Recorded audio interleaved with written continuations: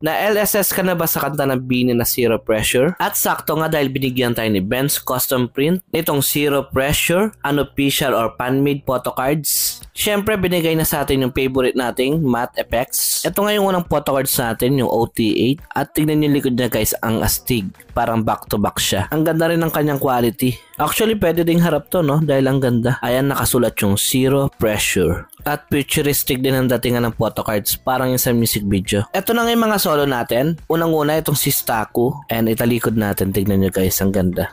Sumunod nga itong si Joanna. At nandito na yung ating bias na si Colette. Ito naman si Maloy. Ayan. Next itong si Sheena. Ka muna. Ito naman yung malakas makaagaw attention sa music video, si Gwen.